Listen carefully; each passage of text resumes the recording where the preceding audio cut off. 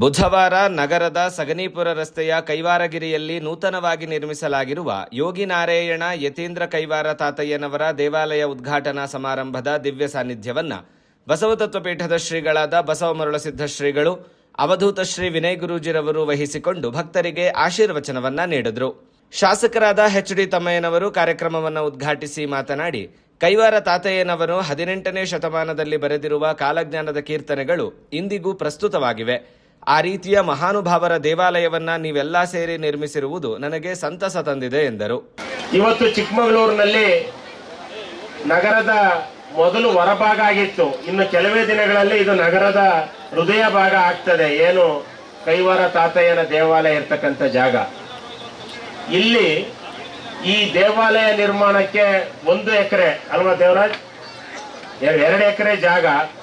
ಇದಕ್ಕೆ 2 ಎಕರೆ ಜಾಗ ಸರ್ಕಾರದಿಂದ ಮಂಜೂರಾಗಲಿಕ್ಕೆ ಹಲವಾರು ಜನ ಕಾರಣಕರ್ತರಿದ್ದಾರೆ. ಅವರು ಯಾರ್ಯಾರು ಈ ಜಾಗ ಮಂಜೂರಾಗಲಿಕ್ಕೆ ಸಹಕಾರವನ್ನ ಮಾಡಿದಾರೋ ಅವರೆಲ್ಲರಿಗೂ ನಾನು ಮೊದಲು ಅಭಿನಂದನೆಗಳನ್ನು ಸಲ್ಲಿಸಲಿಕ್ಕೆ ಬಯಸ್ತೇನೆ. ನಂತರ ಈ ದೇವಾಲಯ ನಿರ್ಮಾಣ ಮಾಡಲಿಕ್ಕೆ ಇಡೀ ಸಮಾಜದವರು ಹನಿಗೂಡಿದ್ರೆ ಹಳ್ಳ, ತೆನೆಗೂಡಿದ್ರೆ ಬಳ್ಳ ಅಂತೇಳಿ ಇಡೀ ಸಮಾಜದವರು ಮನೆಗಿಷ್ಟು ತಲೆಗಿಷ್ಟು ಅಂತ ಸಂಗ್ರಹವನ್ನು ಮಾಡಿ ಅದಕ್ಕೆ ಹಣವನ್ನ ಕ್ರೋಢೀಕರಿಸಿದ್ದೀರಿ. ಹಾಗಾಗಿ ದೇವಾಲಯ ನಿರ್ಮಾಣಕ್ಕೆ ಯಾರ್ಯಾರು ಸಹಕಾರವನ್ನ ಮಾಡಿದ್ದೀರಿ ಅವರಿಗೆಲ್ಲ ನೀವೆಲ್ಲ ಸೇರಿ ಒಂದು ಜೋರಾದ ಚಪ್ಪಾಳೆಯೊಂದಿಗೆ ಅವರಿಗೆ ಕೃತಜ್ಞತೆಗಳನ್ನ ಸಲ್ಲಿಸಬೇಕು. ಯಾಕೆ ಅವರಿಗೆ ಅಂತ ಹೇಳಿದ್ರೆ, ಇಷ್ಟೊಂದು ಸುಂದರವಾದ ಈ ದೇವಾಲಯ ನಿರ್ಮಾಣ ಮಾಡಲಿಕ್ಕೆ ತುಂಬಾ ಹಣ ಖರ್ಚಾಗಿದೆ.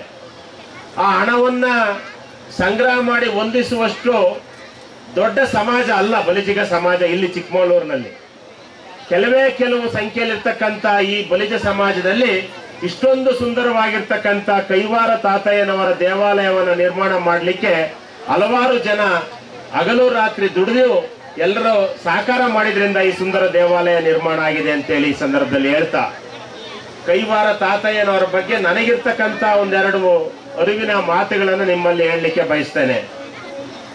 18ನೇ ಶತಮಾನದಲ್ಲಿ ನಮ್ಮ ರಾಜ್ಯದ ಚಿಕ್ಕಬಳ್ಳಾಪುರ ಜಿಲ್ಲೆಯ ಕೈವಾರದಲ್ಲಿ ಅವರು ಜನಿಸ್ತಾರೆ.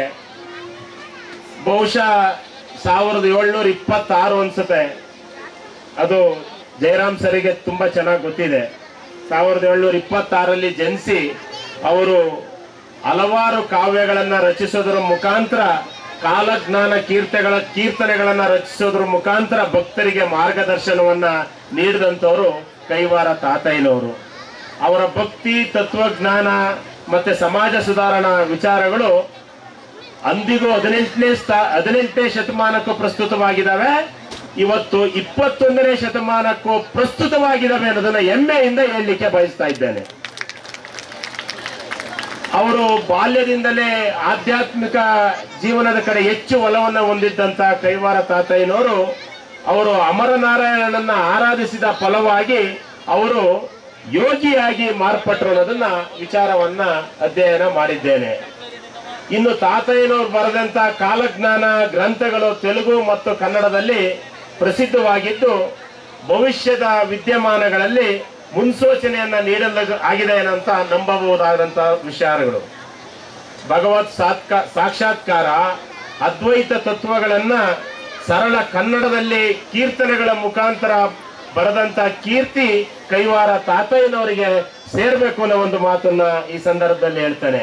ಕೈವಾರ ತಾತಯ್ಯನವರ ಬಗ್ಗೆ ಕೇವಲ ಪುಸ್ತಕಗಳಲ್ಲಿ ಮಾತ್ರ ಅಲ್ಲ, ಚಲನಚಿತ್ರಗಳು ಬಂದು ಹೋಗಿದ್ದಾವೆ. ಇವತ್ತು ಚಲನಚಿತ್ರ ನಟಿಯಲ್ಲಿ ವೇದಿಕೆ ಮೇಲೆ ತಾರಕ ಇದ್ದಾರೆ, ಅವ್ರಿಗೆ ಗೊತ್ತಿದೆ. ಯಾಕೆ ಅಂತ ಹೇಳಿದ್ರೆ, ಡಾಕ್ಟರ್ ರಾಜ್ಕುಮಾರ್ ಅವರು ಕೈವಾರ ತಾತಯ್ಯನವರ ಜೀವನ ಆಧಾರದ ಮೇಲೆ ಕೈವಾರ ಮಹಾತ್ಮ ಅನ್ನೋ ಒಂದು ಚಿತ್ರವನ್ನ ಡಾಕ್ಟರ್ ರಾಜ್ಕುಮಾರ್ ಅಭಿನಯಿಸಿದ್ರು ಅನ್ನೋದನ್ನ ನಾವು ಈ ಸಂದರ್ಭದಲ್ಲಿ ಹೆಮ್ಮೆಯಿಂದ ಹೇಳಲಿಕ್ಕೆ ಬಯಸ್ತಾ ಇದ್ದೇನೆ. ಅದೇ ರೀತಿ ಕೈವಾರ ತಾತಯ್ಯನವರ ಜೀವನದ ಒಂದಷ್ಟು ಪ್ರಮುಖ ಅಂಶಗಳೇನು ಅಂತ ಹೇಳಿದ್ರೆ, ಅವರು ಯಾವಾಗಲೂ ಹೇಳ್ತಿದ್ದೇನು ಅಂದ್ರೆ ಅಂತರಂಗ ಶುದ್ಧಿಯ ಬಗ್ಗೆ ಮಾತಾಡ್ತಾ ಇದ್ರು. ಅಂತರಂಗ ಶುದ್ಧಿ ಅಂದ್ರೆ ಯಾವುದು? ಆಧ್ಯಾತ್ಮ ಎಂದ್ರೆ ಚರ್ಮ ಶುದ್ಧಿ ಅಲ್ಲ, ಅಂತರಂಗದ ಬಹಿರಂಗ ಶುದ್ಧಿ ಎಂದು ಬದುಕಿನಲ್ಲಿ ತೋರಿಸಿಕೊಟ್ಟ ಮಹಾತ್ಮ ನಮ್ಮ ಕೈವಾರ ತಾತಯ್ಯನವರು. ಅದೇ ರೀತಿ ಅವರು ಯೋಗಿ ನಾರಾಯಣರಾದರು. ಯೋಗಿ ನಾರಾಯಣರಾದ್ಮೇಲೆ ಕೈವಾರದ ಗುಹೆಯಲ್ಲಿ ದೀರ್ಘಕಾಲ ಧ್ಯಾನವನ್ನ ಮಾಡಿ ಯೋಗಿ ನಾರಾಯಣರೆಂದು ಸಹ ಕರೆಯಲ್ಪಡ್ತಾರೆ. ಇನ್ನು ಚಿಂತಾಮಣಿ ಹತ್ತಿರದಲ್ಲಿರ್ತಕ್ಕಂಥ ಕೈವಾರ ಕ್ಷೇತ್ರ ಭಕ್ತರ ಪಾಲಿಗೆ ಶ್ರದ್ಧಾ ತಾಣವಾಗಿದೆ. ಇಂಥ ಒಂದು ಕೈವಾರ ತಾತಯ್ಯನವರ ಶ್ರದ್ಧಾ ತಾಣವನ್ನ ಬೆಂಗಳೂರಿನ MS ರಾಮಯ್ಯನವರ ಕುಟುಂಬ, ಅವರ ಮಕ್ಕಳು ಮೊಮ್ಮಕ್ಕಳು ಆ ದೇವಾಲಯದ ಟ್ರಸ್ಟಿಗಳಾಗಿ ಇವತ್ತು ಇಡೀ ರಾಜ್ಯ ಅಲ್ಲ ದೇಶ ಆ ಕಡೆ ತಿರುಗಿ ನೋಡುವಂತ ಒಂದು ಪ್ರಸಿದ್ಧ ಕ್ಷೇತ್ರವನ್ನ ಮಾಡಿದ್ದಾರೆ. ಹಾಗಾಗಿ ಆ ಕುಟುಂಬಕ್ಕೆ MS ರಾಮಯ್ಯ ಮತ್ತೆ ಅವರ ಕುಟುಂಬಕ್ಕೆ ಒಂದು ಜೋರಾದ ಚಪ್ಪಾಳೆಯೊಂದಿಗೆ ನೀವು ಅಭಿನಂದನೆಗಳನ್ನ ಸಲ್ಲಿಸಬೇಕು. ಈ ನಮ್ಮೂರಿನ ಎಲ್ಲ ಬಲಿಜ ಸಮಾಜದ ಎಲ್ಲ ಅಧ್ಯಕ್ಷರು ಪದಾಧಿಕಾರಿಗಳು, ಅದು ಯಾರ್ದು ಹೆಸರು ಹೇಳಲ್ಲ, ಆನಂದ್ ಶೆಟ್ಟಿ ಇರ್ಬೋದು, ದೇವರಾಜ್ ಇರ್ಬೋದು, ನಮ್ ಕುಮಾರ್ ಶೆಟ್ಟಿ ಇರ್ಬೋದು, ಈಗ ಎಲ್ರದ್ದು ಹೆಸರು ಹೇಳಲ್ಲ. ಅವರೆಲ್ಲ ಒಂದು ಒಳ್ಳೆಯ ಕೆಲಸ ಸತ್ಕಾರ್ಯವನ್ನ ಮಾಡಿದ್ರು. ಏನು ಸತ್ಕಾರ್ಯವನ್ನ ಮಾಡಿದ್ರು ಅಂತ ಹೇಳಿದ್ರೆ, ನಾವು ತಿರುಪತಿ ತಿಮ್ಮಪ್ಪನ ದರ್ಶನಕ್ಕೆ ಹೋಗ್ತೇವೆ, ಮಂಜುನಾಥ ಸ್ವಾಮಿ ದರ್ಶನಕ್ಕೆ ಧರ್ಮಸ್ಥಳಕ್ಕೆ ಹೋಗ್ತೇವೆ, ಕುಕ್ಕೆ ಸುಬ್ರಹ್ಮಣ್ಯಕ್ಕೆ ಹೋಗ್ತೇವೆ. ಅದೇ ರೀತಿ ಚಿಕ್ಕಬಳ್ಳಾಪುರದ ಕೈವಾರಕ್ಕೆ ಹೋಗಿ ಈ ಒಂದು ಯೋಗಿ ನಾರಾಯಣ ಕೈವಾರ ತಾತಯ್ಯನ ದರ್ಶನಕ್ಕೆ ಹೋಗ್ತೇವೆ.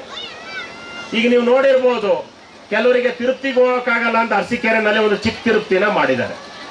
ಅದೇ ರೀತಿ ಚಿಕ್ಕಬಳ್ಳಾಪುರದ ಕೈವಾರಕ್ಕೆ ಎಲ್ಲರೂ ಹೋಗಕ್ಕಾಗಲ್ಲ ಭಕ್ತರು ಅಂತೇಳಿ ಆ ಕೈವಾರ ತಾತಯ್ಯನ ದೇವಾಲಯವನ್ನ ಏನು ಕೈವಾರದಲ್ಲಿದೆ ಅದೇ ಮಾದರಿ ಚಿಕ್ಕಮಗಳೂರಿನಲ್ಲೂ ಮಾಡಿದ್ದಾರೆ. ಅವರಿಗೊಂದು ಜೋರಾದ ಚಪ್ಪಾಳೆಯೊಂದಿಗೆ ಅಭಿನಂದನೆ ಸಲ್ಲಿಸ್ತಾರೆ. ನೋಡಿ, ಯಾಕೆ ನಾವು ದೇವಾಲಯಗಳಿಗೆ ಹೋಗ್ತದ್ದು ಅಂತ ಹೇಳಿದ್ರೆ, ಬಹುಶಃ ಪ್ರಪಂಚದಲ್ಲಿ ಧರ್ಮದ ನೆಲೆನಲ್ಲಿ, ಗಟ್ಟಿ ನೆಲೆನಲ್ಲಿ ದೇಶವನ್ನ ಸಾಂಪ್ರದಾಯಿಕವಾಗಿ ಸಂಸ್ಕೃತಿಯ ಗಟ್ಟಿ ನೆಲೆನಲ್ಲಿ ಕಟ್ಟಿರ್ತಕ್ಕಂಥ ದೇಶ ಪ್ರಪಂಚದಲ್ಲಿ ಯಾವ್ದಾರು ಇದ್ರೆ ಅದು ನಮ್ಮ ನಿಮ್ಮೆಲ್ಲರ ಪ್ರೀತಿಯ ಭಾರತ ದೇಶ ಅನ್ನೋದನ್ನ ಹೆಮ್ಮೆಯಿಂದ ಹೇಳಲಿಕ್ಕೆ ಬಯಸ್ತೇನೆ. ಇಂಥ ಒಂದು ಸುಂದರ ದೇಶದಲ್ಲಿ ಅದು ಕೈವಾರದಲ್ಲಿರಲಿ ಚಿಕ್ಕಮಗಳೂರಿನಲ್ಲಿರಲಿ ಇಷ್ಟು ಸುಂದರವಾಗಿ ಅವ್ರು ಮಾಡಿದ್ದಾರೆ. ಅದಕ್ಕೆ ಹಲವಾರು ತೊಂದರೆಗಳು ಬಂದರೂ ಅದನ್ನ ಮೆಟ್ಟಿ ನಿಂತು ಇವತ್ತು ಈ ಒಂದು ಸುಂದರ ಜಾಗದಲ್ಲಿ, ಅದರಲ್ಲೂ ಚಿಕ್ಕಮಗಳೂರು ನಗರದಲ್ಲಿ ಹೇಳಿದ್ನಲ್ಲ, ಇವತ್ತು ಅತಿ ಹೆಚ್ಚು ಬೆಳವಣಿಗೆ ಆಗ್ತಾ ಇರ್ತಕ್ಕಂಥ ಬಡಾವಣೆ ಯಾವುದು ಅಂತ ಹೇಳಿದ್ರೆ ಅದು ಜ್ಯೋತಿನಗರ ಬಡಾವಣೆ. ಇಡೀ ಚಿಕ್ಕಮಗಳೂರು ನಗರದಲ್ಲಿ ಜ್ಯೋತಿನಗರ ಬಡಾವಣೆ. ಅಂತ ಜ್ಯೋತಿನಗರ ಬಡಾವಣೆಯಲ್ಲಿ ಇಷ್ಟು ಸುಂದರವಾಗಿ ಇದು ನಿರ್ಮಾಣ ಮಾಡಿದ್ದಾರೆ. ಇದಕ್ಕೆ ಸಹಕಾರವನ್ನ ಹಿಂದಿದ್ದ ಶಾಸಕರಾದ CD ರವಿಯವರು ನೀಡಿದ್ದಾರೆ. ಈಗ ಶಾಸಕರಾಗಿರ್ತಕ್ಕಂಥ ನಾನು ಸಹ ನೀಡಿದ್ದೇನೆ. ಆದ್ರೆ ನಾವೇನಾದ್ರು ಇದನ್ನ ನೀಡಿದ್ರೆ ಅದನ್ನ ಖಂಡಿತ ನಾವಲ್ಲ. ಯಾವತ್ತು ಆ ನಾವು ಅಂತ ಹೇಳಬಾರ್ದು, ನಾನು ಅನ್ನೋದನ್ನ ನಾವು ಅಂತಲೇ ಹೇಳಬೇಕು. ಅದಕ್ಕೆ ನಾವೇನಾದ್ರು ಇವತ್ತು ಇಲ್ಲಿ ಈ ಕ್ಷೇತ್ರದಲ್ಲಿ ಈ ಸುಂದರವಾದ ಜಾಗ ನಿರ್ಮಾಣ ಮಾಡಲಿಕ್ಕೆ ಹಿಂದಿದ್ದ ಶಾಸಕರು ಅಥವಾ ಈಗಿರುವ ಶಾಸಕರು ನಾವು ಮಾಡಿದ್ದೇವೆ ಅಂತ ಹೇಳಿದ್ರೆ ಅದಕ್ಕೆ ನೀವು ಕೊಟ್ಟ ಆಶೀರ್ವಾದ, ನಿಮ್ಮ ಆಶೀರ್ವಾದದಿಂದ ನಾವು ಮಾಡಿದ್ದೇವೆ ಅನ್ನೋ ಒಂದು ಮಾತನ್ನ ಈ ಸಂದರ್ಭದಲ್ಲಿ ಹೇಳಿ, ಇನ್ನೂ ಮುಂದೆ ಇದಕ್ಕೆ ಹಲವಾರು ಅಭಿವೃದ್ಧಿ ಕಾರ್ಯಗಳು ಬಾಕಿ ಇದೆ. ಆ ಅಭಿವೃದ್ಧಿ ಕಾರ್ಯಗಳಿಗೆ ನಾವು ಖಂಡಿತ ಸರ್ಕಾರದಿಂದ ಯಾವ್ಯಾವ ಸಹಕಾರ ಆಗ್ಬೇಕೋ ಈ ದೇವಾಲಯದ ಅಭಿವೃದ್ಧಿಗೆ ಮುಂದುವರೆದ ಭಾಗಕ್ಕೆ ಮಾಡ್ತೇವೆ ಅನ್ನೋ ಒಂದು ಮಾತನ್ನ ಹೇಳಿ, ಅವಧೂತ ಶ್ರೀ ವಿನಯ್ ಗುರೂಜಿ ಮಾತನಾಡಿ, ಜಗತ್ತಿನಲ್ಲಿ ಅದ್ವೈತ ಸಿದ್ಧಾಂತವನ್ನ ಜೀವಂತಗೊಳಿಸಿದವರು ಕೈವಾರ ತಾತಯ್ಯನವರು. ಅವರ ದೇವಾಲಯದ ನಿರ್ಮಾಣದ ಜೊತೆಗೆ ಅವರು ತೋರಿಸಿರುವ ಮಾರ್ಗದಲ್ಲಿ ಜೀವನವನ್ನ ರೂಪಿಸಿಕೊಂಡರೆ ನಮ್ಮ ಜೀವನ ಸಾರ್ಥಕವಾಗುತ್ತದೆ ಎಂದರು. ಮತ್ತು ಮುಂದಿನ ದಿನಗಳಲ್ಲಿ ಈ ಬೆಟ್ಟ ನಾರಾಯಣಗಿರಿಯಾಗಿ ಪ್ರಖ್ಯಾತಿ ಹೊಂದಲಿ ಎಂದು ಆಶೀರ್ವದಿಸಿದರು. ನೋಡಿ, ಊರೂರು ಅಯೋಧ್ಯೆ ಆಗ್ಬೇಕು ಅಂತ ಹೇಳಿ ಪ್ರಧಾನಿ ಅವರು ತುಂಬಾ ಕೆಲಸ ಮಾಡ್ತಾ ಇದ್ದಾರೆ. ಹಾಗೆ ಈ ಊರೂರು ಅಯೋಧ್ಯೆ ಮಾಡೋ ಕೆಲಸದಲ್ಲಿ ನಮ್ಮ ಇಡೀ ಕಮಿಟಿ ಸೇರ್ಕೊಂಡು ಇವತ್ತು ಕೈವಾರವನ್ನ ಚಿಕ್ಕಮಗಳೂರಿಗೆ ತರೋ ಪ್ರಯತ್ನ ಮಾಡಿದ್ದಾರೆ. ಅದರಲ್ಲಿ ಯಶಸ್ವಿಯೂ ಆಗಿದ್ದಾರೆ. ಯೋಗಿ ನಾರಾಯಣರು ಅಂದ್ರೆ ವಿಷ್ಣುವಿನ ಅವತಾರ. ಹರಿ ಮತ್ತೆ ಹರ ಇಬ್ಬರು ಸೇರಿದ್ರೆ ಈ ರಾಮನಾಮದ ಬಗ್ಗೆ ಹೇಗೆ ಯಾರೋ ಕೇಳಿದ್ರು. ಮೊನ್ನೆಯಿಂದ ಯುದ್ಧ ನಿಲ್ಲಕ್ಕೆ ಆಶ್ರಮದ ಎಲ್ಲಾ ಕಡೆಯೂ 108 ದಿನ 13 ಕೋಟಿ ರಾಮನಾಮ ಶುರುವಾಯಿತು. ನಿನ್ನೆ ಒಬ್ರು ಆ ಪ್ರಶ್ನೆ ಕೇಳಿದ್ರು, ಗುರೂಜಿ ರಾಮನಾಮದ ರಹಸ್ಯ ಏನು ಅಂತ. ಅಗ್ನಿ ಬೀಜ ಅಂತಿಗದೆ. ರಕಾರ ಅಂತ ಹೇಳಿದ್ರೆ ನಾರಾಯಣದ 2ನೇ ಅಕ್ಷರ, ಮಕಾರ ಅಂದ್ರೆ ಪಂಚಾಕ್ಷರಿಯದ 2ನೇ ಅಕ್ಷರ ನಮಃ ಶಿವಾಯ. ಶ್ರೀ ಅಂತ ಹೇಳಿದ್ರೆ ತ್ರಿಶಕ್ತಿಗಳು, ಈ ಇಷ್ಟು ಸೇರಿದ್ರೆ ಶ್ರೀರಾಮನಾಮ ಅಂತ ಅಂದ್ರೆ ಓಂಕಾರ. ಹೇಗೆ ನರಸಿಂಹ ರೂಪದಲ್ಲಿ ಹರಿ ಮತ್ತೆ ಹರ ಒಂದೇ ದೇಹದಲ್ಲಿ ಇರ್ತಾನು, ನಕಾತ್ ರುದ್ರ ಮುಖಾತ್ ರುದ್ರ ಶರೀರಾತ್ ವಿಷ್ಣು, ಸಂಹಾರ ಮಾಡುವುದು ಉಗ್ರಿಂದ, ಮತ್ತೆ ಅವನ ಕರಳನ್ನು ಹಾಕೊಂಡಿದ್ದು ನರಸಿಂಹನ ಮುಖದ ಮೇಲೆ. ಹಾಗಾಗಿ ಹಗಲು ರಾತ್ರಿ ಒಂದಾಗ ಹೊತ್ತಲ್ಲಿ ಅವನು ಹುಟ್ಟುತ್ತಾನೆ. ಹಾಗೆ ಯೋಗಿ ನಾರಾಯಣರು ಹರಿ ಮತ್ತೆ ಹರ ಜ್ಞಾನಿಯ ರೂಪದಲ್ಲಿ ಅವತಾರ ಎತ್ತಿ ಒಳಗಿರೋ ಕೊಳಕನ್ನು ತೊಳಿಲಿಕ್ಕೆ ನಾರಾಯಣಾಯನ ಮಂತ್ರವನ್ನು ಅವರು ಕೊಟ್ಟರು. ಈ ಓಂ ನಮೋ ನಾರಾಯಣಾಯ ಅರ್ಥ ಇಷ್ಟೇ, ಅಯನೇತಿ ವಿಷ್ಣು ಅಂತ. ಈ ಆಕಾಶ ಇದೆಯಲ್ಲ, ಇದರ ಬಾರ್ಡರ್ ನಾವು ಕಂಡುಹಿಡಿಲಿಕ್ಕೆ ಸಾಧ್ಯ ಇಲ್ಲ. ಇದರ ಅಳತೆ ಸೀರೆ ಬಾರ್ಡರ್ ನೋಡ್ಬೋದು, ಆಕಾಶದ ಬಾರ್ಡರ್ ನೋಡ್ಲಿಕ್ಕೆ ಆಗಲ್ಲ.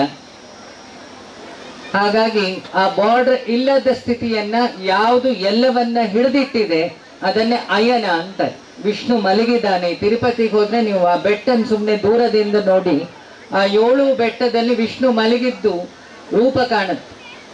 ಅದಕ್ಕೆ ಅದನ್ನ ನಾರಾಯಣಾಯ ಅನ್ನೋ ಮಂತ್ರ, ಅದನ್ನು ಹೇಳಿದ್ರೆ ಅದನ್ನ ಅಷ್ಟಾಕ್ಷರಿ ಮಂತ್ರ ಅಂತೀವಿ ಶಾಸ್ತ್ರದಲ್ಲಿ.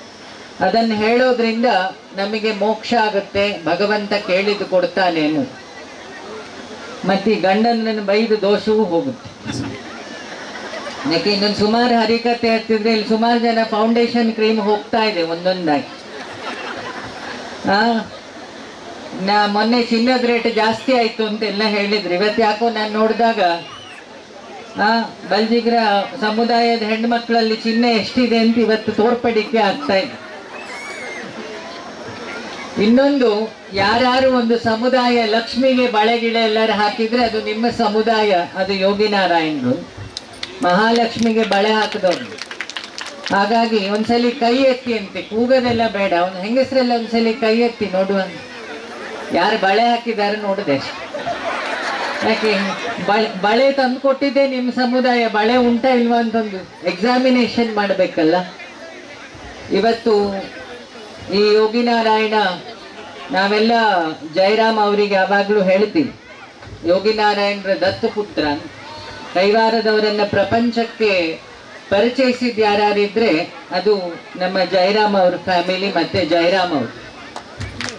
ಇವತ್ತು ತಿರುವಣ್ಣಾಮಲೆಯಲ್ಲಿ ಹೇಗೆ ಪಂಚಾಕ್ಷರಿ ಪೌರ್ಣಮಿಗೆ ಪರಿಕ್ರಮ ಮಾಡ್ತಾರೆ, ಅದೇ ತರ ಕೈವಾರದಲ್ಲಿ ಆ ಪರಿಕ್ರಮವನ್ನು ಶುರು ಮಾಡಿದ್ದು ಈ ನಾರಾಯಣ ಜಪದಿಂದ, ಅದು ಜಯರಾಮ್ ಅವರು. ಮತ್ತೆ ಯೋಗಿ ನಾರಾಯಣರಿಗೆ ನನಗಿರೋ ಸಂಬಂಧ ಏನಂದ್ರೆ ಅಲ್ಲೊಂದು ನರಸಿಂಹ ಗುಹೆ ಅಂತಿದೆ, ಯೋಗಿ ನಾರಾಯಣರು ತಪಸ್ ಮಾಡಿದ್ದು ಗುಹೆ. ಇಲ್ಲಿರೋ ಮೂರ್ಖ 1.5 ವರ್ಷ ಅಲ್ಲಿ ಧ್ಯಾನ ಸಾಧನೆ ಎಲ್ಲ ಮಾಡಿದ್ದ. ಹಾಗಾಗಿ ನಾವು ಜಾಸ್ತಿ ಬೆಂಗಳೂರಲ್ಲಿ ಇದ್ದಾಗ ಯೋಗಿ ನಾರಾಯಣರಿಗೆ ಅಭಿಷೇಕ ಮಾಡಿಸಿದ್ರೆ ಏನೋ ಸಮಾಧಾನ. ಈ ಜೀವ ಸಮಾಧಿಗೆ ಯಾಕಿಷ್ಟು ತಾಕತ್ತು ಅಂತ ಹೇಳಿಬಿಡ್ತೀನಿ. ಈ ಬಾಣಾವರದಲ್ಲಿ ಕೃಷ್ಣ ಯೋಗೀಂದ್ರರ ಸಮಾಧಿ ಇದೆ, ಇಲ್ಲಿ ಸಕ್ಕರೆಪಟ್ಟ ನನ್ನ ಗುರುಗಳ ಸಮಾಧಿ ಇದೆ, ಮೇಲೆ ಸೀತಾಳಯ್ಯನ ಸಮಾಧಿ ಇದೆ, ಎಲ್ಲ ಜೀವ ಸಮಾಧಿ. ಈ ರಾಯರು ವಾದಿರಾಜರು ಹೇಗೆ ದೇಹ ಸಮೇತ ಹೋಗಿ ಉಸಿರನ್ನು ಒಳಗೆ ಎಳ್ಕೊಳ್ತಾರೆ, ಹೊರಗೆ ಬಿಡಲ್ಲ, ಹಂಗಂತ ಅವರು ಪ್ರಾಣ ಹೋಗಿರಲ್ಲ. ಇದನ್ನು ವಾಯುಬಂಧನ ಅಂತೀವಿ ಯೋಗದಲ್ಲಿ, ಉಡ್ಯಾಣ ಬಂಧನ ಅಂತ ಶಾಸ್ತ್ರದಲ್ಲಿ ಹೇಳ್ತೀವಿ. ಸುಷುಮ್ನಾ ನಾಡಿಯನ್ನು ಹಿಡಿದಿಡ್ಕೊಳ್ಳೋದು. ಈಗ ಎಳ್ಕೊಂಡ್ರೆ ಉಸಿರು ವಾಪಸ್ ಬಿಡ್ಲಿಲ್ಲ ಅಂದ್ರೆ ಎಷ್ಟೋ ವರ್ಷದ ತನಕ ನಿಮ್ಮ ದೇಹ ಜೀವಂತವಾಗೇ ಇರುತ್ತೆ. ಅದನ್ನೇ ಜೀವ ಸಮಾಧಿ ಅಂತ. ಯೋಗಿ ನಾರಾಯಣರಿರೋದು ಜೀವ ಸಮಾಧಿ. ನಿಮ್ಮ ಹಾಗೆ ಇವತ್ತು ಒಳಗಿದ್ದಾರೆ. ಅಂತ ಜಾಗದಲ್ಲಿ ಅವ್ರ ಬೆನ್ನು ಮೂಳೆ ಇದೆಯಲ್ಲ, 10 ಕೈಲಾಸ ಪರ್ವತದ ತಾಕತ್ತಿರುತ್ತೆ. ನಾನು ಯಾವಾಗಲೂ ಸಾಧನೆ ಮಾಡೋರಿಗೆ ಹೇಳ್ತೀನಿ, ಹೋಗಿ ಗುರುಗಳ ಸಮಾಧಿ ಹತ್ರ ಕೂತ್ಕೊಳ್ಳಿ. ಸುಮಾರು ಜನ ಹೇಳ್ತಾರೆ ಮಂತ್ರಾಲಯಕ್ಕೆ ಹೋದ ತಕ್ಷಣ ಪವಾಡ ಆಯ್ತು. ಈ ತಪಸ್ಸಿರುತ್ತಲ್ಲ, ಈ ಭಾರತ ನಿಂತಿದ್ದು 4ರಿಂದ. ಒಂದು ತಪೋಬಲ, ತಪಸ್ಸಿಂದ. ಇನ್ನೊಂದು ಮನೋಬಲ, ಜಯರಾಮ್ ಅವರ ಅದಕ್ಕೆ ಎಕ್ಸಾಂಪಲ್. ಇನ್ನೊಂದು ಸಂಘಟನಾ ಬಲ, ಅಲ್ಲಿ ರವಿ ಅವರ ಎಕ್ಸಾಂಪಲ್. ಇನ್ನೊಂದು ಜ್ಞಾನ ಬಲ, ತಾರಮ್ಮ ಎಕ್ಸಾಂಪಲ್. ಯಾಕೆ ಯೋಗಿ ನಾರಾಯಣರ ಮೂವಿಯಲ್ಲಿ ಹೆಂಡತಿ ಪಾತ್ರ ಮಾಡಿದ್ದವ್ರೆ. ತಾರಮ್ಮ ನಿನ್ನೆ ನಂಗೆ 2 ಪ್ರೋಗ್ರಾಮ್ ಇತ್ತು. ಒಂದು ಸಹಸ್ರ ಚಂಡಿ ಯಾಗ ಇತ್ತು ಬಾಲ್ಡ್ಯೂ ಸ್ಕೂಲ್ಸ್ ಅವ್ರದ್ದು. ಅದು ಮುಗಿಸಿ ಸಂಜೆ ಬರಬೇಕಿತ್ತು ಚಿಕ್ಕಮಂಗ್ಳೂರಿಗೆ. ಮತ್ತೆ ನಮ್ಮ ಮಲ್ಲಿಗೆ ಹಾಸ್ಪಿಟ್ಲ್ ಅವ್ರದ್ದು ಮನೆ ಪ್ರೋಗ್ರಾಮ್ ಇತ್ತು, ಅದನ್ನು ಅಟೆಂಡ್ ಮಾಡಿ ತಾರಮ್ಮ ಫೋನ್ ಮಾಡಿದ್ರು, ನೀವಿನ್ನೂ ಹೊರಟಿಲ್ವ? ನಾನು ಹೇಳಿದೆ ಕಮಿಟಿ ಅವರಿಗೆ ಡೌಟ್ ಅನ್ಕೊಂಡೆ, ನಿಮಗೂ ಡೌಟ್. ಹಾಗಾಗಿ ಇಲ್ಲಿರೋ ಕಮಿಟಿಯವರೆಲ್ಲ ಆಶ್ರಮದ ಹುಡುಗರು, ಈ ಕಡೆ ಈ ತುದಿಯಿಂದ ಆ ತುದಿ ತನಕನೂ ಆಶ್ರಮದವರೇ ಇರೋದು. ಹೊರಗೂ ಉರಿ ಬಿಸಿಲು ಸೂರ್ಯ ಇದ್ದಾರೆ, ಒಳಗೂ ನಿಮ್ಮ ಸ್ಟೇಜಲ್ಲಿ ರವಿ ಅವರಿದ್ದಾರೆ.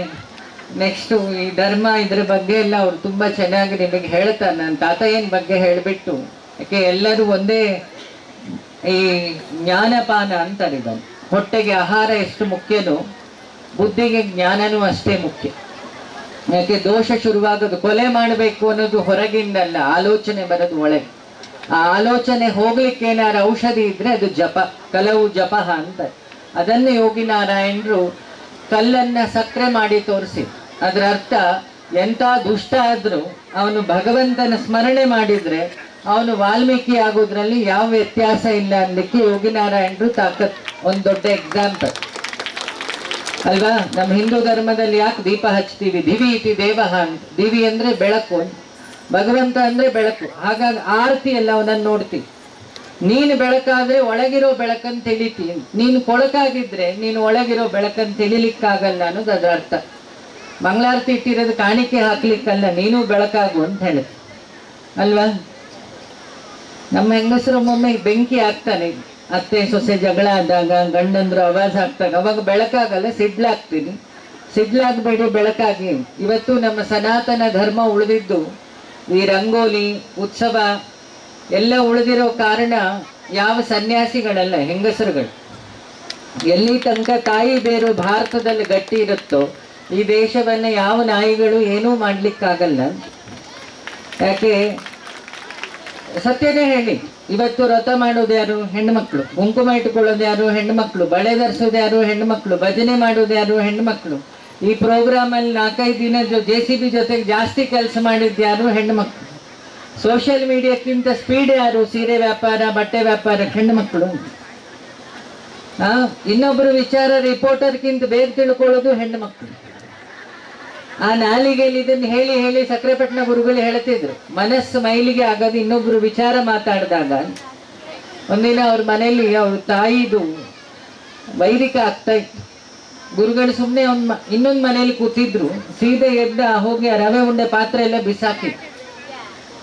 ಸಿಟ್ಟಲ್ಲಿದ್ರು, ನಮಗೆ ಅರ್ಥ ಆಗ್ಲಿಲ್ಲ ಏನು ಅಂತ. ಅವಾಗ ಗುರುಗಳು ಹೇಳಿದ್ರು, ಇನ್ನೊಬ್ರು ವಿಚಾರ ಮಾತಾಡ್ತಾ ರವೆ ಉಂಡೆ ಕಟ್ಟಿದ್ರು. ನನ್ನ ತಾಯಿಗೆ ಇಡೋ ನೈವೇದ್ಯ ಮೈಲಿಗೆ ಆಯಿತು, ದೇವರಿಗೆ ನೈವೇದ್ಯ ತಗೊಂಡು ಹೋಗ್ತಾ ಬಟ್ಟೆ ಮುಚ್ಚೋದು ಯಾಕೆ ಅಂದ್ರೆ ಅದಕ್ಕೆ ಮನುಷ್ಯ ದೃಷ್ಟಿ ಬೀಳಬಾರ್ದಂತ. ಇನ್ನೊಂದು ಇನ್ಸಿಡೆಂಟು ಹೇಳ್ತೀವಿ. ಒಂದಿನ ಗುರುಗಳು ಪಾಯಸ ಮಾಡಿದ್ರು ಸಕ್ರೆಪಟ್ಟಣದಲ್ಲಿ. ಅಲ್ಲೇನು ಫ್ರಿಡ್ಜ್ ಏನಿರಲಿಲ್ಲ, ನಂಗೆ ಗೊತ್ತಿದ್ದಂಗೆ ಒಂದು ಮರದ್ದು ಬಾಕ್ಸ್ ಇದೆ. ರವಿ ಅವರಿಗೆ ಚೆನ್ನಾಗಿ ಗೊತ್ತು, ಯಾಕೆ ನನ್ಗಿಂತ ಜಾಸ್ತಿ ಗುರುಗಳ ಜಾಸ್ತಿ ನನ್ಗಿಂತ ಮೊದಲಿದ್ದವರು. ಹಾಗಾಗಿ ಆ ಪಾಯಸ ಒಳಗಿಟ್ರು. ಅವ್ರು 15 ದಿನ ಬಿಟ್ಟು ವಾಪಸ್ ಬಂದು ಆ ಪಾಯಸ ತೆಗೀರಿ ಅಂದ್ರು. ಆ ಪಾಯಸ ನಂಬಿದ್ರೆ ನಂಬಿ ಬಿಸಿ ಇತ್ತು, ಹಾಳಾಗಿರ್ಲಿ. ಗುರುಗಳ ಹತ್ರ ಯಾರೋ ಕೇಳಿದ್ರಿ ಏನು ಅಂತ. ಯಾವ ವಸ್ತುವಿಗೆ ಮನುಷ್ಯನ ಭಾವನೆ ಇನ್ನೊಂದು ದೃಷ್ಟಿ ತಾಗಲ್ಲ ಆ ವಸ್ತು ಹಾಳಾಗಲ್ಲ. ಯಾಕೆ ಮನುಷ್ಯನ ಒಳ್ಳೇದು ಕೆಟ್ಟದ್ದು ಹೊರಗೆ ಬರೋದು ಯಾವ್ದ್ರಿಂದ? ಕಣ್ಣಿಂದ. ಹಾಗಾಗಿ ಮನೆಯೊಳಗೆ ಅಕ್ವೇರಿಯಂ ಇಡೋದು ಅದು ಒಂದು ಶಾಸ್ತ್ರ. ಹಿಂದೂ ಧರ್ಮದ ಪ್ರಕಾರ ನೋಡಿದ್ರೆ ಮತ್ಸ್ಯಾವತಾರಿ ವಿಷ್ಣು. ಅಗ್ನಿ ಅಂದ್ರೆ ಜಲ, ಅಲ್ಲಿ ಜಲವನ್ನು ಇಟ್ಟಿರ್ತೀವಿ, ಅದನ್ನು ನೋಡಿ ಒಳಗೆ ಬನ್ನಿ. ಯಾಕೆಂದ್ರೆ ಆ ಮೀನು ಜಾಸ್ತಿ ಕಣ್ಣು ಮಿಟಕ್ಸಲ್ಲ, ಗಮನಿಸಿ. ಇನ್ನೊಂದು ನವಿಲ್ಗರಿ ಇಟ್ಟಿರ್ತಾರೆ. ಇಲ್ಲೆಲ್ಲ ನೀವು ಹೋದ್ರೆ ಸೂಫಿ ಸಂತರ ಹತ್ರ ನೋಡ್ಬೋದು, ದತ್ತಪೀಠದಲ್ಲೂ ನೋಡ್ಬೋದು. ಆ ನವಿಲ್ಗರಿ ಅರ್ಥ ಇಷ್ಟ, ಆ ನವಿಲಿನ ಗರಿಯಲ್ಲೆಲ್ಲ ಒಂದೊಂದು ಕಣ್ಣಿರುತ್ತೆ. ಹಿಂದಿನವ್ರು ಯಾರು ಮೂರ್ಖರಲ್ಲ. ಈಗ ನಾವು ಆಂಬ್ಯುಲೆನ್ಸಿಗೆ ರೆಡ್ ಲೈಟ್ ಇಟ್ಟಿದ್ದೀವಿ. ನಮ್ಮ ಅಜ್ಜಿ ನಮಗೆಲ್ಲ ದೃಷ್ಟಿ ತೆಗಿತಾ ಇದ್ರು. ಕುಂಕುಮದ ನೀರು ಮತ್ತೆ ಮಸಿಕೆಂಡ ಮತ್ತು ಉಪ್ಪು. ಈ ಎಲೆಕ್ಟ್ರಿಕ್ ಕೆಳಗಡೆ ಅರ್ಥಿಂಗ್ ಅಂತ ಹಾಕಿರ್ತಾರೆ, ಅದರಲ್ಲಿ ಇರೋದು ಯಾವುದು? ಮಸಿಕೆಂಡ ಮತ್ತು ಉಪ್ಪು. ಹಿಂದಿನ ಎಲ್ಲ ಹೆಂಗಸರು ಸೈಂಟಿಸ್ಟ್ಗಳೇ. ನಾನು ನಿಮಗೊಂದು ರಿಕ್ವೆಸ್ಟ್ ಮಾಡೋದು, ಇಲ್ಲಿ ಹೇಗಿದ್ರು ಸೇರಿದ್ದೀವಿ, ಒಳ್ಳೆ ಕೆಲಸ. ಈ ಯೋಗಿ ನಾರಾಯಣರ ದೇವಸ್ಥಾನವನ್ನ ಬರೀ ಧರ್ಮಕ್ಕೆ ಸೀಮಿತ ಮಾಡದೆ ಅದನ್ನು ಸಮಾಜಕ್ಕೆ ಸೀಮಿತ ಮಾಡಬೇಕು. ಹೇಗೆ ಮಾಡ್ಬೋದು ಅಂದರೆ, ಒಂದು ವನಗಳನ್ನು ಮಾಡಿ, ಔಷಧಿ ವನಗಳು. ಈ ಮನೇಲಿ ಗಲಾಟೆ ಆದಾಗ, ತಲೆ ಕೆಟ್ಟಾಗ, ಅತ್ತೆ ಸೊಸೆ ಕುಸ್ತಿ ಆಡಬೇಕು ಅಂತೆಲ್ಲ ಮನಸ್ಸಿಗೆ ಬಂದಾಗ ಒಂದು ರೌಂಡ್ ಇಲ್ಲಿ ಬಂದು ವಾಕ್ ಮಾಡ್ಕೊಂಡು ಹೋಗಿ ಯೋಗಿ ನಾರಾಯಣರನ್ನು ನೋಡಿದರೆ ಮನಸ್ಸು ಶುಭ್ರ ಆಗುತ್ತೆ. ಆ ವನಕ್ಕೆ ನಾರಾಯಣ ವನ ಅಂತ ಹೆಸರಿಡುವ. ಜುಲೈಗೆ ಅದ್ರ ಕೆಲಸ ನಾನೇ ನಿಂತು ಮುಗಿಸ್ಕೊಡ್ತೀನಿ. ಅದಕ್ಕೆಲ್ಲ ಹೆಂಗಸರು ಒಂದೊಂದು ಗಿಡ ನೆಡಕ್ ಬರ್ಬೇಕು. ಗಿಡ ನನ್ನ ಕಡೆಯಿಂದ ಬರುತ್ತೆ, ಕೆಲಸದವ್ರು ನನ್ನ ಕಡೆಯಿಂದ ಬರ್ತಾರೆ. ಆದ್ರೆ ನಾವು ನಾಳೆ ಇರ್ತೀವೋ ಗೊತ್ತಿಲ್ಲ. ನೀವೆಲ್ಲ ಒಂದು ಮನೆಗೆ ಮರ ಆದವರು, ಇಲ್ಲಿರೋ ಮರ ನಿಮ್ ಜ್ಞಾಪಕ ಊರಿಗೆ ಮರ ಆಗಿ ನೆರಳಾಗಿ ಇಲ್ಲಿ ಇರ್ತೀರಿ ಅನ್ನೋ ಯೋಜನೆಯಲ್ಲಿ ಹೇಳಿದೆ. ಇಲ್ಲೊಂದು ಸಮುದಾಯ ಭವನದ್ದು ರವಿ ಅವ್ರ ಹತ್ರ ಅಲ್ಲೇ ಒಂದೀಗ ಅಪ್ಲಿಕೇಶನ್ ಹಾಕ್ತೀನಿ. ತಮ್ಮಯ್ಯ ಅವ್ರು ಹೋದ್ರು ಫೋನ್ ಮಾಡಿ ಹೇಳ್ತೀನಿ. ನನ್ನ ಕಡೆಯಿಂದನೂ ಒಂದು ಲಿಸ್ಟ್ ಫಂಡ್ ರೈಸ್ ಮಾಡಿ ಕೊಡ್ತೀನಿ. ನೆಕ್ಸ್ಟ್ ಟೈಮ್ ಇಲ್ಲಿರೋ ಹೆಂಗಸರು ಫೌಂಡೇಶನ್ ಕ್ರೀಮಾಗಿ ಉಳಿಲಿ ಪ್ರೋಗ್ರಾಮ್ ಆಗೋ ತನಕನೂ. ಜೊತೆಗೆ ನಮ್ಮ ಹುಡುಗರು ಇವತ್ತೆಲ್ಲ ಸಿಲ್ಕ್ ಪಂಚಲ್ಲಿ ಮಿಂಚ್ತಾ ಇದ್ದಾರೆ. ಹೇರ್ ಸ್ಟೈಲ್ ಎಲ್ಲ ಬೆವರಾಗಿ ಹಚ್ಚಿದ ವ್ಯಾಕ್ಸ್ ಪೂರ್ತಿ ಕೆಳಗೆ ಬಂತು. ಸೊ ಅದು ನೆಕ್ಸ್ಟ್ ಟೈಮ್ ಆಗದಿರಲಿ. ಅದಕ್ಕೆ ಜಯರಾಮ್ ಅವರ ಜ್ಞಾಪಕಕ್ಕೆ ಅವ್ರ ಹೆಸರಿಡಿ ಅಂತ ನಾನು, ಯಾಕೆ ನಿಮ್ಮ ಸಮುದಾಯದ ದೊಡ್ಡ, ಯಾಕೆ ನಾನು ನೋಡಿದಾಗ ಕೈವಾರದಲ್ಲಿ ಆ ಮನುಷ್ಯ ತನ್ನ ಸ್ವಂತ ಶ್ರಮದಲ್ಲಿ ಅನ್ನದಾನ ಮಾಡ್ತಾ ಇರೋದು. ಎಷ್ಟೋ ಜನ ದೇವಸ್ಥಾನ ಕಟ್ಟದವ್ರು, ಯಾಕೆ ಆ ಫ್ಯಾಮಿಲಿ ನಂಗೆ 13 ವರ್ಷದ ಪರಿಚಯ. ಹಾಗಾಗಿ ಪ್ರಾಣವನ್ನು ಕೊಡೋನು ನಾರಾಯಣ ಅಂತ, ಅದಕ್ಕೆ ವೈದ್ಯೋ ನಾರಾಯಣ ಹರಿಹಿ MS ರಾಮಯ್ಯ ಅಂತ ಹೆಸರಿಟ್ಟಿದ್ದಾರೆ. ಅದು ಅಲ್ಲೂ ರಾಮ ಇದ್ದಾನೆ, ಅವರ ತಮ್ಮ ಇದ್ದಾರೆ ಸೀತಾರಾಮ, ಅಲ್ಲೂ ರಾಮ ಇದ್ದಾನೆ. ಜಯರಾಮ್ ಅವ್ರಿಗೆ ಹೇಳಿದೆ, ಈಗ ಅವ್ರ ಹೆಸರು ಹೇಳ್ತಾ ತಮ್ಮಯ್ಯ ಅವರು ಚೇಂಜ್ ಮಾಡಿದ್ರು. ಕಾಮನ್ ವರ್ಡಲ್ಲಿ ಇಬ್ರು ಒಂದೇ ಅಂತಾರ. ಜಯರಾಮದಲ್ಲೂ ರಾಮ ಉಂಟು, ಸೀತಾರಾಮದಲ್ಲೂ ರಾಮ ಉಂಟು ಅಂತ. ಸೊ ಹಾಗಾಗಿ ನಿಮ್ಮ ಸಮುದಾಯದಲ್ಲಿ ಅಂತ ಒಬ್ಬ ವ್ಯಕ್ತಿ ಮುಂದಿನ ತಲೆಮಾರಲ್ಲಿ ಹುಟ್ಟುತ್ತಾನೆ ಅನ್ನೋ ನಂಬಿಕೆ ನಂಗಿಲ್ಲ. ಹಾಗಾಗಿ ಅಂಥವ್ರ ಜ್ಞಾಪಕ ಚಿಕ್ಕಮಂಗ್ಳೂರು ಈ ಗುಡ್ಡದಲ್ಲಿ ಉಳಿಲಿ. ಈ ಗುಡ್ಡಕ್ಕೆ ನಾರಾಯಣಗಿರಿ ಅಂತ ಹೆಸರಿಡಿ, ಅವರ ಯೋಗಿನಾರಾಯಣರ ಹೆಸರಿಗೆ. ಇನ್ನೊಂದು ಊಟದ ಹಾಲು ಆಗಲಿ. ನೆಕ್ಸ್ಟ್ ಕಾರ್ತಿಕ್ ಮಾಸದಲ್ಲಿ ಮೂಲ ವಿಗ್ರಹ ನಾನು ಮಾಡಿಕೊಡ್ಬೇಕಂತಿದ್ದೆ, ಅದಾಗಲಿಲ್ಲ. ಆಲ್ರೆಡಿ ಯಾರೋ ಮಾಡಿಕೊಟ್ಟಿದ್ರು. ಹಾಗಾಗಿ ಕಾರ್ತಿಕ್ ಮಾಸಕ್ಕೆ ಒಂದು ಪಲ್ಲಕ್ಕಿ, ಜೊತೆಗೆ ಅದಕ್ಕೆ ಉತ್ಸವ ಬೇಕಾದ ಎಲ್ಲ ವಸ್ತುಗಳು, ಗುರುಗಳ ಉತ್ಸವ ಮೂರ್ತಿ, ಇದು ನನ್ನ ಕಡೆಯಿಂದ ಇಲ್ಲಿಗೆ ತಲುಪುತ್ತೆ ಅಂತ ಹೇಳ್ತೀವಿ. ಎಲ್ಲ ಹೆಂಗಸರು ಎಲ್ಲರೂ ಒಂದು ಸೇರಿದ್ರೆ ಅದು ಪೂಜೆ. ದೇವಸ್ಥಾನಗಳಿರೋದು ಒಂದು ಸೇರಕ್ಕೆ. ಇವತ್ತು ಹಿಂದೂ ಧರ್ಮ ಒಡಿಲಿಕ್ಕಾಗಲಿ ಎರಡೇ ಕಾರಣಕ್ಕೆ. ಒಂದು ದೇವಸ್ಥಾನದ ತಾಕತ್, ಇನ್ನೊಂದು ಊರ ಜಾತ್ರೆ ತಾಕತ್, ಇನ್ನೊಂದು ಊರ ಹಬ್ಬದ ತಾಕತ್. ಏನೇ ಕುಸ್ತಿ ಆಡ್ಕೊಂಡ್ರು ನಾವೆಲ್ಲ ಅಲ್ಲಿ ಒಂದಾಗ್ತೀವಿ ಅಲ್ವಾ? ಏನೇ ಅತ್ತೆ ಸೊಸೆ ಗಲಾಟೆ ಆದ್ರೂ ಇವತ್ತು ಗಾಡಿ ಹತ್ತಿ ಮೇಕಪ್ ಮಾಡ್ಕೊಳ್ತಾ ಎಲ್ಲ ಒಂದಾಗೆ ಬಂದಿದ್ದೀನಿ. ನಿಮಗೆ ಇನ್ನೊಂದು, ಜಯರಾಮ್ ಅವರೇನು ಪೌರ್ಣಮಿಗೆ ಅಲ್ಲಿ ಶುರು ಮಾಡಿದ್ದಾರೆ ಗಿರಿ ಪ್ರದಕ್ಷಿಣ. ನಮ್ಮ ಕಮಿಟಿಯವರಿಗೆ ಇಲ್ಲಿ ನಮ್ಮ ಅಣ್ಣ ಬಾಂಡ್ ಇದ್ದಾನೆ, ಮೂರ್ತಿ ಚಿಕ್ಕದಾದರೂ ಕೀರ್ತಿ ದೊಡ್ಡದು. ಹಾಗಾಗಿ ಅವ್ರ ಇಡೀ ಕಮಿಟಿಗೆ ನನ್ನ ರಿಕ್ವೆಸ್ಟು, ಈ ಪ್ರತಿ ಹುಣ್ಣಿಮೆಗೆ ತಿರುವಣ್ಣಾಮಲೆಯಲ್ಲಿ ಪ್ರದಕ್ಷಿಣೆ ಮಾಡಿದಾಗ ಇಲ್ಲೂ ಮಾಡಿ, ವರ್ಷಕ್ಕೆ 2 ಸಲ ನಿಮ್ಮ ಇಡೀ ಸಂಘದಿಂದ ಚಿಕ್ಕಮಂಗ್ಳೂರು ಪ್ಲಾಸ್ಟಿಕ್ಸನ್ನು ಸ್ವಲ್ಪ ಕ್ಲೀನ್ ಮಾಡಿ. ಯಾಕೆ ಹಸುಗಳು ತಿಂದರೆ ಸತ್ತು ಹೋಗ್ತದೆ. ನಮ್ಮ ಧರ್ಮ ಇರೋದು 3 ಗರ್ಭದಲ್ಲಿ. ಒಂದು ಮಾತೃ ಗರ್ಭ, ಹೆತ್ತು ತಾಯಿನ ವೃದ್ಧಾಶ್ರಮಕ್ಕೆ ಕಳಿಸ್ತಿದ್ರೆ ಧರ್ಮ ಉಳಿತು. ಇನ್ನೊಂದು ಗೋಗರ್ಭ, ದೇವರಿಗೂ ಹಾಲು ಕೊಡುವುದು ಅದೇ ಅನ್ಕೊಳ್ತೀವಿ. ಇನ್ನೊಂದು ಭೂಗರ್ಭ, ಭೂಮಿ ಫಲವತ್ತತೆ ಹಾಳಾಗಿದ್ದಾಗ ನೋಡ್ಕೊಳ್ಳೋದು.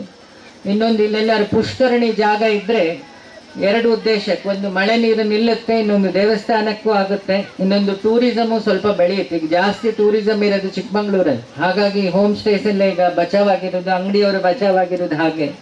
ಸೊ ಅದೇ ಥರ ಇದನ್ನು ಒಂದು ಟೂರಿಸಮ್ ಪ್ಲೇಸ್ ಮಾಡಿ. ಯಾಕೆಂದರೆ ಇದಕ್ಕಿಂತ ಇದರ ತುಂಬ ಮಾಹಿತಿ ರವಿ ಅವರಿಗಿದೆ, ಹಿಂದೆ ಅದರಲ್ಲೇ ಕೆಲಸ ಮಾಡಿದ್ರು. ಹಾಗಾಗಿ ಅವರು ಅದರ ಸಜೆಷನ್ ಅವರು ಕೊಡ್ತಾರೆ. ಸೊ ಅವಾಗ ದೇವಸ್ಥಾನಕ್ಕೂ ಒಂದು ಇನ್ಕಮ್ ಸೋರ್ಸ್ ಆಗುತ್ತೆ. ವರ್ಷಕ್ಕೆ 2 ಮೆಡಿಕಲ್ ಕ್ಯಾಂಪು ಹೆಂಗಸರಿಗೆ ನನ್ನ ಕಡೆಯಿಂದ ಆಗುತ್ತೆ. ಯಾಕೆ ಹೆಣ್ಮಕ್ಳಿಗೆ ಎಲ್ಲ ಕಡೆ ಕ್ಯಾನ್ಸರ್ ಇದೆ. ಈಗಷ್ಟೇ ಮೋದಿಯವರು ಅದಕ್ಕೊಂದು ಇಂಜೆಕ್ಷನ್ ಏನೋ ಇದು ಮಾಡಿದ್ದಾರೆ. ನೆಕ್ಸ್ಟ್ ಫಂಕ್ಷನ್ಗಳಲ್ಲಿ ಈ ಶಾಮಿಯಾನ ಬೆಳಗ್ಗೆ ಖಾಲಿ ಇರುತ್ತೆ, ಅವಾಗ ಮೆಡಿಕಲ್ ಕ್ಯಾಂಪ್ ಮಾಡಿ, ಸಂಜೆ ಮೇಲೆ ಪ್ರೋಗ್ರಾಮ್ ಮಾಡಿ, ಮಧ್ಯಾಹ್ನ ಖಾಲಿ ಇರುತ್ತೆ, ಅವಾಗ ನಿಮ್ಮ ಸಮುದಾಯದ ಬಡ ಹೆಣ್ಮಕ್ಳಿಗೆ ಮದುವೆಗಳು ಮಾಡಿ ತಾಳಿ ನಾನು ಕಳಿಸ್ತೀನಿ. ಅದಕ್ಕೆ ಬೇಕಾದ ವ್ಯವಸ್ಥೆ ನಾನು ಮಾಡ್ತೀನಿ. ಕಾರ್ಯಕ್ರಮದಲ್ಲಿ ರಾಜ್ಯಸಭಾ ಸದಸ್ಯರು ಹಾಗೂ ಸಮಾಜದ ಮುಖಂಡರೂ ಆದ ಜಯರಾಮ್, ನಟಿ ತಾರಾ ಅನುರಾಧ, ವಿಧಾನ ಪರಿಷತ್ ಸದಸ್ಯರಾದ CT ರವಿ ಸೇರಿದಂತೆ ಅನೇಕರು ಉಪಸ್ಥಿತರಿದ್ದರು. ಐಸಿರಿ ಟುಡೇ, ವಾಯ್ಸ್ ಆಫ್ ಡೆಮೋಕ್ರಸಿ.